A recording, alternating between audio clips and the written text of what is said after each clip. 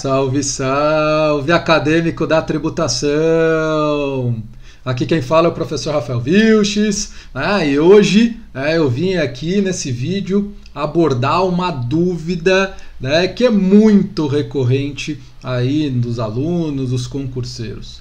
Qual dúvida é essa? Qual dúvida é? O ITBI pode ter alíquotas progressivas? Eu sei que você tem essa dúvida. Eu sei, eu tenho certeza, né? Então, se você tem essa dúvida, se eu acertei, então fique comigo até o final desse vídeo, que eu vou te ajudar nessa. Eu vou sanar essa sua dúvida e de todos os concurseiros, ou da esmagadora maioria dos concurseiros. Só deixa eu abrir aqui um parênteses. Eu prometo que é um parênteses bem breve. Como a gente vai abordar aqui a questão da progressividade, alíquotas progressivas, deixa eu explicar para você, em linhas muito breves, o que é a progressividade.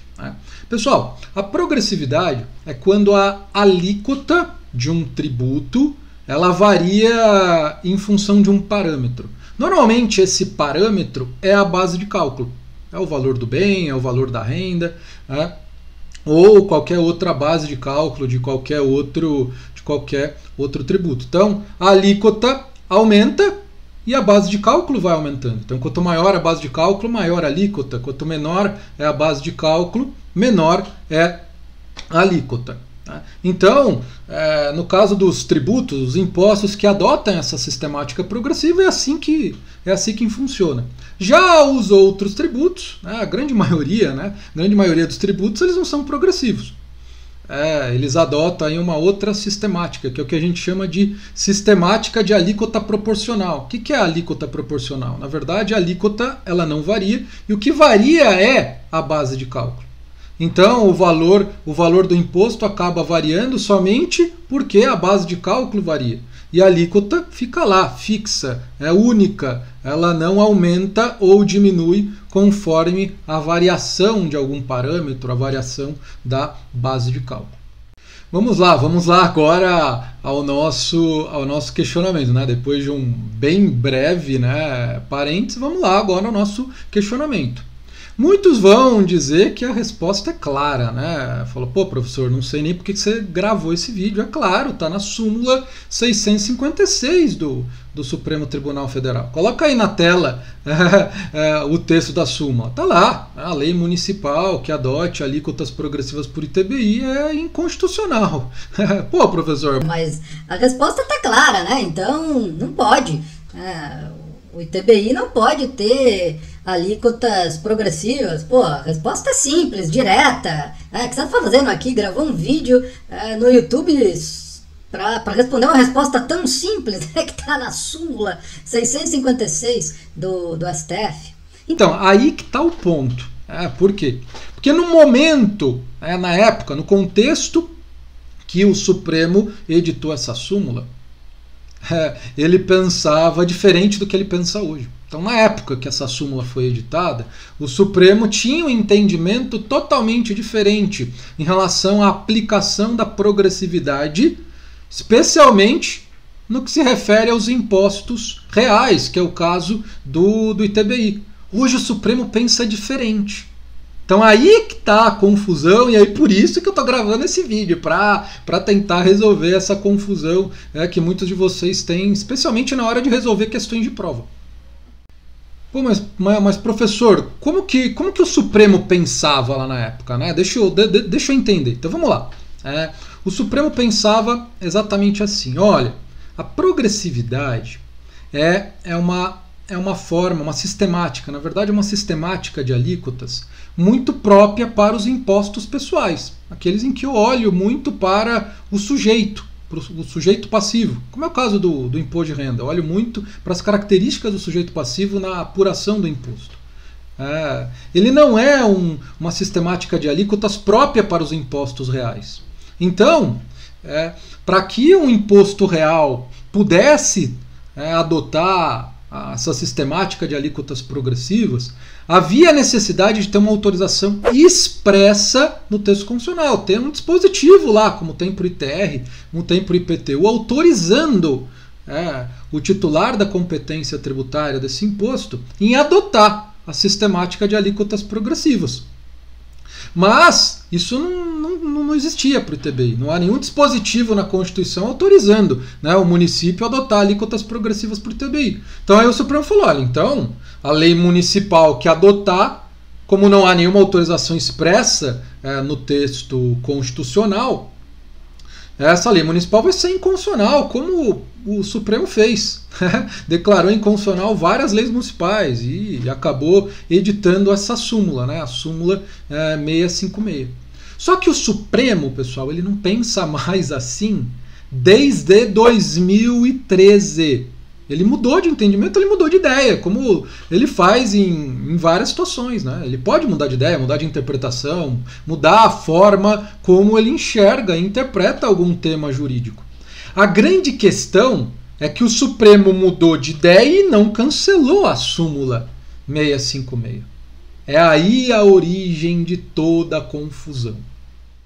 O STF mudou de entendimento lá em 2013, quando ele decidiu um recurso extraordinário, o recurso extraordinário número 562.045 do Rio Grande do Sul.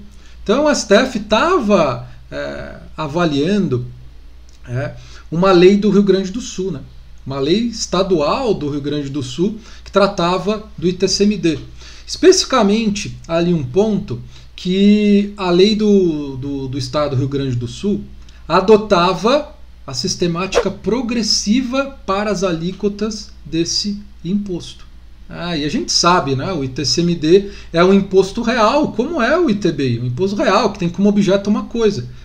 Inclusive, pessoal, eu já gravei, né, tá falando de ITCMD, de ITBI, inclusive eu já gravei um vídeo aqui no canal, vou colocar aqui para vocês, né, o link no card, sobre um panorama histórico do ITBI e o ITCMD, né? Eles são impostos irmãos, eles têm uma origem tributária comum. Então, assista esse vídeo depois, né, que ele é bem interessante para você ter uma visão geral, uma perspectiva histórica sobre esses dois impostos. Então vamos lá. Você deve estar pensando, seguindo essa lógica que você já explicou, professor, o Supremo deve ter declarado inconstitucional essa lei do Rio Grande do Sul, né? O ITCMD é um imposto real, a lei adotou alíquotas progressivas por esse imposto, não há nenhuma autorização expressa no texto constitucional autorizando os estados a adotarem essa sistemática de alíquotas por ITCMD.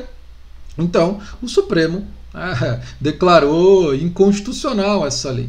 Não declarou inconstitucional, não foi esse o resultado. O resultado foi outro, né? Porque foi exatamente nessa oportunidade que o Supremo mudou de entendimento. Mas é fundamental a gente entender, né, o que está por detrás desse novo entendimento. Explica aí, professor, explica aí qual o fundamento, por que o Supremo mudou de entendimento e o que está por detrás dessa nova forma de raciocinar esse tema, né, progressividade e impostos reais.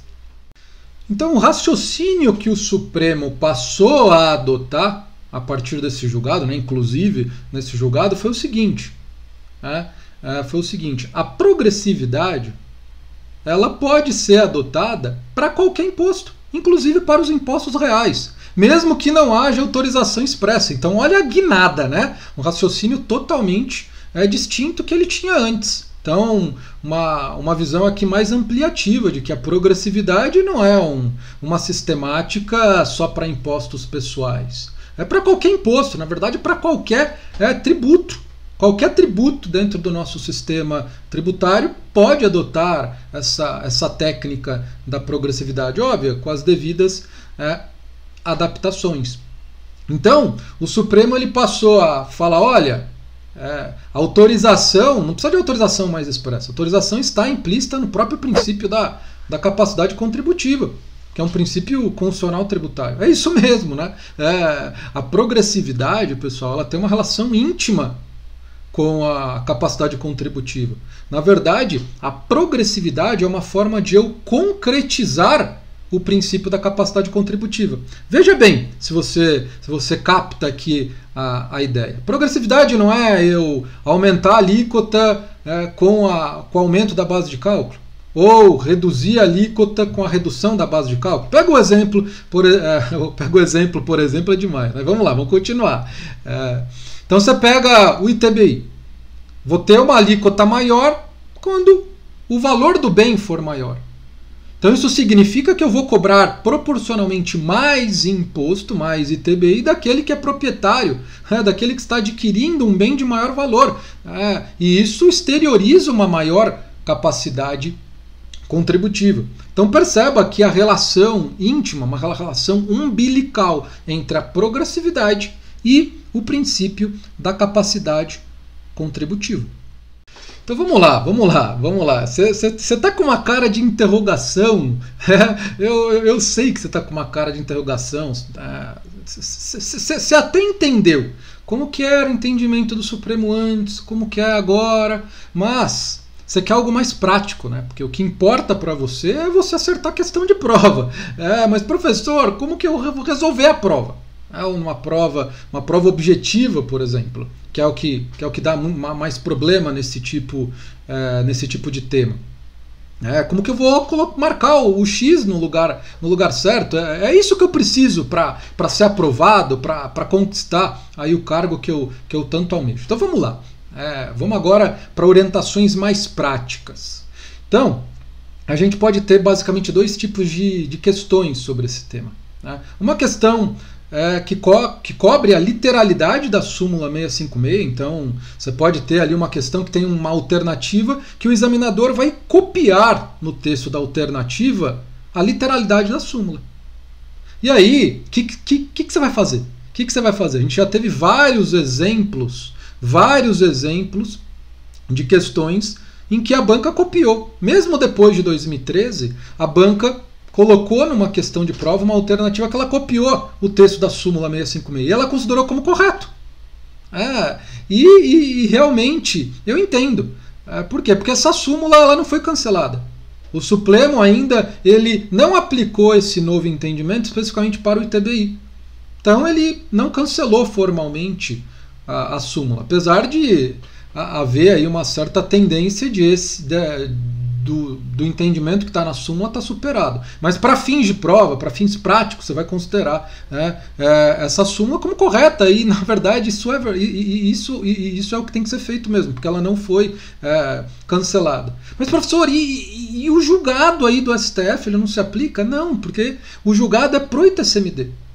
A banca falou, o julgado é pro ITCMD, não é pro ITBI. Eu não sei se o Supremo, quando for julgar isso pro ITBI, ele não vai mudar de ideia e vai achar alguma argumentação de que a súmula está certa. Né? Esse entendimento é só pro ITCMD e não pro ITBI. Vai saber, né? Vai saber. Então, nesse tipo de questão, em que a cópia da literalidade da súmula 656, você vai considerar como correto. Já tem outro tipo de questão. E aí é uma questão mais genérica, que não aborda especificamente o ITBI. Vamos imaginar aí uma assertiva da seguinte forma. Uma assertiva de que fala o seguinte, olha aí na tela. O STF tem um entendimento de que os impostos reais podem todos serem progressivos. Tá correto. Mas e a súmula? Você não aplica a súmula aqui. Aqui ela não copiou a literalidade da súmula. Ela não está falando especificamente do ITBI. Ela está falando dos impostos reais, os impostos como um todo. E aí ela está querendo que você aplique lá o entendimento lá do julgado. Mas o julgado é para o ITCMD. É para o ITCMD. Mas há vários trechos dos votos dos ministros nesse julgado que eles falaram de forma geral para todos os impostos reais. E a banca, o que ela fez? Copiou, às vezes, um trecho desse julgado e colocou numa alternativa. Então aí você tem que pescar. O que a banca está querendo cobrar de você? Ela está querendo cobrar de você o conhecimento desse julgado, e não da súmula 656. Então, aí o concurseiro precisa ter traquejo de fazer prova. Ele precisa perceber o que a banca está exigindo dele. Está exigindo o conhecimento da súmula 656? Está exigindo o conhecimento desse entendimento aí que a gente abordou? Então, você tem que ter esse feeling. Ah, mas professor, como que eu tenho esse feeling? Eu não tenho essa sensibilidade toda. Eu também não tinha, pessoal. Eu já fui concurseiro, eu também não tinha. Eu adquiri com o tempo, treinando, fazendo muita questão. Então, não adianta, não tem receita milagrosa. Você não vai ver aqui, né, nem eu, nem o professor Bruno falando de receita milagrosa, né, de passos que 100% sempre vai dar certo. Não, o que dá certo é a persistência, a disciplina, fazer muita questão, estudar, fazer questão, suprir suas lacunas. O que você não está bem, você vai lá, reestuda, se testa de novo, e assim é o ciclo até você ser aprovado. Não tem receita milagrosa. O que a gente pode fazer é abreviar esse tempo, te auxiliando, tratando de temas aqui que possam te ajudar de alguma forma, temas que realmente são mais complicados de você lá estudar sozinho, ler o material. Aqui a gente vai auxiliar tratando daqueles temas mais complicados. Ok? E aí? Ajudei? Ajudei vocês de alguma forma? Tá saindo desse vídeo uma outra pessoa, pelo menos em relação a esse tema, né? Ajudou a sanar suas dúvidas? Se não, coloca aí nos comentários. Eu e o professor Bruno, a gente vai tentar resolver de alguma forma a sua dúvida, porque o objetivo aqui é ajudar você. É você entrar num vídeo tendo uma dúvida e sair essa dúvida está sanada, olha que vídeo bom, me ajudou. O objetivo aqui é ajudar vocês. E se te ajudou de alguma forma, e ainda não é acadêmico da tributação, se inscreva, tasca o dedo aí. Se já é acadêmico, dá o like. Se não é, dá o like, se inscreva, ative o sininho, e é isso, ajuda bastante a gente aqui que produz conteúdo no YouTube. Tranquilo? Então é isso, vamos ficar por aqui e a gente se encontra aí no próximo vídeo. Abração para vocês.